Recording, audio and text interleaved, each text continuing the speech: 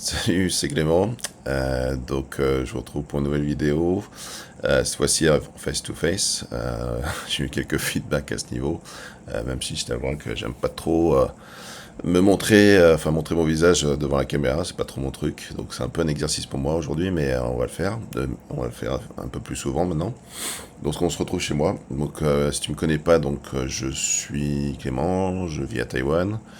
Et je fais de l'autopartage depuis 2022 maintenant, enfin depuis un peu plus longtemps, mais sérieusement on va dire depuis 2022, de manière professionnelle on va dire depuis 2022. Et aujourd'hui en fait je voulais te parler en fait comment obtenir, je vais traiter un sujet, c'est comment obtenir de bons commentaires sur l'application. Parce que tu n'es pas sans savoir c'est un peu le nerf de la guerre hein, dans tout ce qui est économie mobile, etc. Euh, C'est-à-dire que des mauvais commentaires, ça pousse évidemment vers de mauvais résultats. Si tu veux avoir vraiment de très bons résultats, il faut avoir de très bons commentaires, surtout dès le départ, parce que c'est ce qui va te permettre de me positionner dans les résultats de recherche. Et pareil, ça va pousser à la fidélisation ou à de nouveaux clients qui ne te connaissent pas pour choisir ta voiture versus un concurrent qui aurait par exemple des moins bons commentaires que les tiens. Alors je m'excuse, je vais boire un peu de café. C'est un peu tôt ce matin. Mais voilà, je voulais profiter quand même prendre le temps pour faire cette vidéo. Et alors, moi, il y a, on va dire, il y a deux astuces principales enfin, même trois en fait. Première astuce, tu vois, elle est vraiment toute simple, mais c'est de demander des gens. Et c'est tellement simple que je suis sûr que pas assez de gens le font. Mais moi, j'ai une formule toute simple. Et c'est évidemment demander en fin de location, après que la location soit terminée, parce que le locataire n'a pas forcément le temps de le faire sinon. Mais dès que la location est terminée, en fait, c'est une formule de politesse. Voilà, si la location s'est bien passée, merci de laisser un commentaire. Et un truc que je fais en plus, c'est que je leur donne aussi un format. C'est-à-dire que il y en a beaucoup, moi je sais que ça m'est arrivé en tant que consommateur dans plein de trucs, Airbnb ou autre. J'ai pas d'idée, quoi, tout simplement de commentaires. Mais attends, je mets juste OK, très bien, peu importe. Tu vois. Et là, non, je leur mets quand même un format qui m'intéresse. C'est-à-dire que qu'est-ce que je veux communiquer en fait à mes nouveaux prospects, à mes nouveaux clients, quoi. Les rassurer. Donc ça va être voilà, propriétaire sympathique ou voiture agréable à conduire, etc. Parking facile à trouver, etc., etc. Parking pratique, situé, super bien situé. Donc voilà, je leur donne carrément une petite formule qui peuvent juste copier-coller. Je leur dis si vous n'avez pas d'idée, voilà, vous pouvez juste simplement écrire ça et ça m'aidera grandement. Et alors une deuxième astuce par rapport à ça, mais ça reste dans le même point, essayer d'avoir des messages aussi, des templates en fait en quelque sorte, des messages préformatés différents. C'est-à-dire que j'ai déjà eu ça en fait une fois, deux clients d'affilée avec qui ça s'est très bien passé, pas de problème. Mais je leur ai donné donc le premier, je n'avais pas pensé à ça, c'était au début quand je démarrais, et j'avais pas pensé à ça. Et les deux ont copié-collé exactement le même truc, donc ça faisait un peu fake, tu vois, un peu, en quelque sorte, ce qui est pas forcément positif. Voilà, donc maintenant j'ai plusieurs messages, et en fonction, voilà, quand je donne ce message, je sais que le deuxième, voilà, je prends le deuxième message, etc., etc. Je crois que j'ai trois, quatre messages différents. Je pense que deux ou trois ça suffit, hein, mais voilà quoi. Si vous avez plus d'idées, évidemment, vous en faites plus. Donc ça, c'est la première technique, c'est déjà de demander. C'est tout con, mais je sais que je faisais pas ça au tout début. Pareil, je pensais pas vraiment à faire ça. Et depuis, mais maintenant, je le fais systématiquement. En tout cas, alors, je vais compléter là-dessus, mais je le fais systématiquement. Et j'ai pu voir une augmentation en termes juste en termes déjà de commentaires. Je reçois tout simplement beaucoup plus de commentaires grâce à ça. Alors après, c'est aussi important, toujours pour rester dans le même thème, c'est de bien savoir jauger en fait si la location s'est bien passée ou pas. Parce que si vous envoyez ce message qui m'a pu m'arriver, malheureusement, j'ai déjà fait cette erreur, c'est que par exemple une location où j'étais pas vraiment sûr que ça s'était mal passé. En fait, il n'y avait pas eu de communication particulière avec le locataire. Et en fait, ce que j'avais pas remarqué, c'est que par exemple, je crois que dans le check-in, il ou elle, je me rappelle plus si c'était un garçon ou une fille, ou eux, peu importe. Et je crois qu'il s'était plaint d'odeurs ou un truc comme ça. Alors que bon, c'est pas, on va dire, ma faute. La voiture, elle sent pas mauvais. Mais il y a dû avoir quelqu'un qui a dû fumer dans la voiture, le précédent locataire a dû fumer ou quoi que ce soit, ou quelque chose comme ça. Donc, et j'avais pas fait gaffe à ça. Et en fait, du coup, je te donne dans le mille, il m'a donné un, je crois, assez mauvais commentaire, peut-être 2 ou 2 étoiles, un truc comme ça, ce qui pour moi est très mauvais. Et en disant que voilà, ça sentait très mauvais. Mais bon, voilà, encore une fois, c'était pas ma faute. J'essaie évidemment de nettoyer la voiture de manière fréquente, mais c'est virtuellement impossible de nettoyer la voiture entre chaque réservation. Il n'y a personne qui le fait, ça je peux vous garantir. Bon, enfin bon, après, j'ai fait une autre vidéo, comment réagir justement en cas de mauvais commentaire. Après, il suffit juste de répondre en argumentant, en étant poli, etc., mais en expliquant la situation, et puis c'est pas un énorme frein en soi, on va dire. Donc voilà, donc premier, c'est déjà de le demander.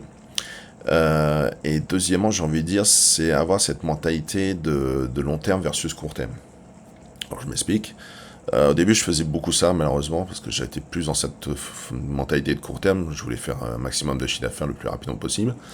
Et ce que je faisais, c'est que j'ai appliqué systématiquement les pénalités, saletés. Dès qu'il y avait même juste un déchet ou quoi que ce soit, bah, je mettais les pénalités.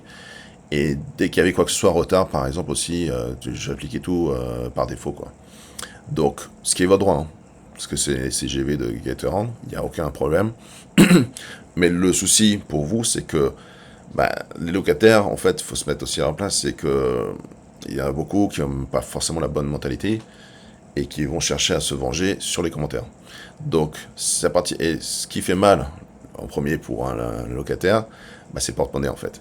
Donc, à partir du moment où il y a des frais supplémentaires, même s'ils sont responsables, même si on va dire ils ont fait un sinistre, tout ça, et ben il y en a certains malheureusement qui vont profiter sur les commentaires pour dire ah, j'ai rien fait, bien sûr non, il n'y a pas de preuve, on m'a facturé sans justifier. J'ai eu ça il n'y a pas très très longtemps, c'est pour ça aussi que j'en parle. Excuse-moi, je bois encore du café. Mais voilà quoi, c'est ça qui m'a donné l'idée aussi pour cette vidéo, c'est que effectivement c'était une petite saleté, mais il y avait quand même des déchets et la locataire d'après c'était plein de ça, tu vois. Donc moi j'étais obligé de faire une intervention pour la nettoyer. Donc voilà, on se parle de 10 euros, mais il y a des gens, voilà, 10 euros pour eux c'est énorme. Donc c'est comme ça. Donc voilà, donc essayez de penser, voilà, est-ce que c'est vraiment intéressant de facturer 10 euros si tu sais que vraiment en plus, si ça s'était bien passé, on va dire a priori, c'est-à-dire que s'il y a eu une communication et que a priori, tout s'est bien passé, des fois c'est plus intéressant de se dire voilà, bon, je vais peut-être pas facturer ces 10 euros ou une pénalité de retard ou autre, mais je vais essayer de penser long terme. Et ça, je le fais surtout, donc maintenant je le fais de plus en plus évidemment. Sauf vraiment quand il y a vraiment une grosse saleté ou un sinistre, bon là je peux pas laisser passer, tu es obligé de facturer. Sinon c'est toi qui perds bêtement dans ton business, quoi. C'est ce qui n'a pas de sens. Mais je le fais de plus en plus et surtout pour les clients fidèles, tu vois. C'est-à-dire que je suis beaucoup plus tolérant évidemment. Si le gars était courtois, c'est déjà plusieurs fois peut-être c'est la deuxième, troisième, voire plus de location qu'il fait avec moi. Ça, je l'ai fait plein de fois. Et il peut y avoir des retards. Des fois, je dis, bon, c'est pas grave, je comprends. Paris, si tu as déjà conduit dans Paris, tu sais que c'est compliqué d'être à l'heure dans cette ville. Et ça peut arriver, quoi, si c'est pas non plus énorme. Parce que le site web, au bout de, je crois, il y a une tolérance de 30 minutes pour les pénalités de retard. Et au-delà, c'est automatiquement, enfin, tu peux désactiver, évidemment, si tu décides de renoncer à cette pénalité. Mais sur cas par cas. Et la pénalité est quand même assez importante. Je crois que ça démarre à 20 euros, un truc comme ça. En tout cas, sur Gator, non. Donc voilà, donc pensez plus long terme. Une fidélisation, ça c'est très important, je pense. Au début, j'avais pas beaucoup de fidélisation parce que je pense que justement je faisais ça. J'appliquais systématiquement des frais et ça, en général, ça peut ne pas faire revenir. Enfin, je pense que ça a fait que beaucoup de locataires ne sont pas revenus à cause de ça. Même si encore une fois ils sont responsables. Hein, t'es censé rendre la voiture propre, les données propres. De manière générale, sauf incident, il peut y avoir un locataire qui la défonce juste avant. Ça m'est arrivé, malheureusement, ça arrive. Et ça, en général, c'est un mauvais commentaire garanti. Hein. Même si tout se passe bien dans la location et que tu fais des efforts peut-être sur d'autres choses, où tu proposes une compensation, etc. Donc voilà, donc bien jauger. demander un commentaire. Savoir aussi penser long terme, être plus tolérant sur les frais supplémentaires à ce niveau. Et voilà, donc en fait, non, j'ai que deux, tu vois, je pensais en avoir un troisième, mais je viens de l'oublier, j'ai l'impression, je suis désolé. Mais je pense, non, principalement, c'est pour moi, c'est deux choses. Si vous faites ça, vous verrez que déjà rien que demander, c'est assez puissant.